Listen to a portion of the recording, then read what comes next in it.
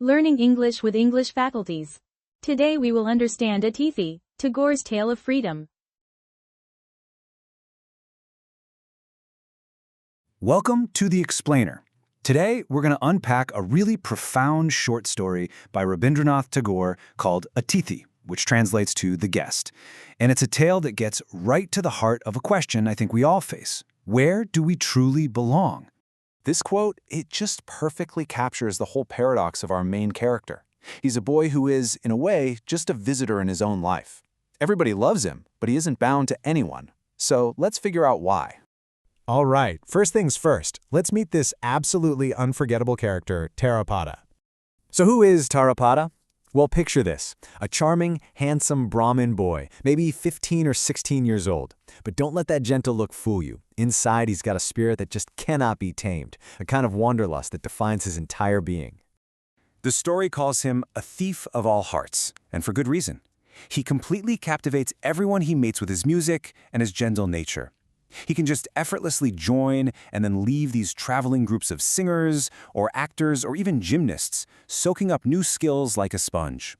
But, the second he feels real affection, the moment he senses the risk of getting tied down, he runs.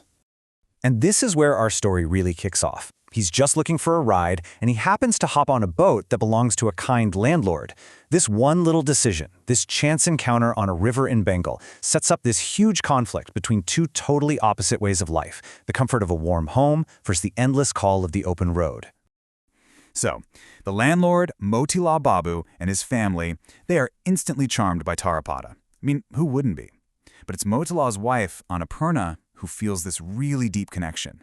They don't just see a traveler, they see a son, and so they offer him the one thing he always runs from, a home. Okay, so here are our key players. You've got Motilal, the kind patriarch, and Annapurna, the nurturing mother figure. And then there's their daughter, Charushashi, and, well, she's a whole force of nature in her own right. The thing is, they see this boy they want to care for and adopt, but all Tarapada sees is another beautiful place that he might have to escape. And this brings us right to the story's central conflict. It's really this huge clash. On one side, you've got this beautiful golden cage of domestic life. Love, security, a home, education, basically everything society tells you that you should want. And on the other side, you've got Tarapada's deep, almost instinctual need for the unknown, for the freedom of just being on the road. This right here, this is the tension that drives the whole story. Now, while all the adults are completely charmed by Tarapada, there's one person who sees him not as a guest, but as a rival, and that's their daughter, Charushashi. She just cannot stand that her parents' attention has shifted to this newcomer. So what does she do? She acts out, big time. She throws these huge tantrums, she deliberately spills ink all over his English homework, she tries to control his every move, desperate to make him their Tarapada. And this moment, this is her jealousy hitting its absolute peak. But what's so fascinating is that underneath all this hostility, there's this secret attraction. She watches him swim, totally captivated by the very same boy she's trying so hard to torment. It's this really complex, childish mix of love and hate. But you know what? Despite everything she does, Tarapada stays detached. He seems kind of amused by how intense she is, maybe even a little intrigued. But he's not bound by it, not at all. Like the story says, he's as wary of ties as a young fawn, so gentle, but also so wild and just impossible to hold on to. So 2 years pass, which, for the always moving Tarapada, is a world record. He actually stays, maybe because he's drawn in by Charu's fiery spirit, or maybe he's just interested in his English studies. But all the while, the forces of normal, domestic life are slowly closing in on him. His stay is pretty eventful, right? He charms the whole village, he starts English lessons, and he puts up with all of Charu's tantrums. But as Charushashi gets older, her parents notice her hidden feelings, and they come up with the ultimate plan to make Tarapada stay for good.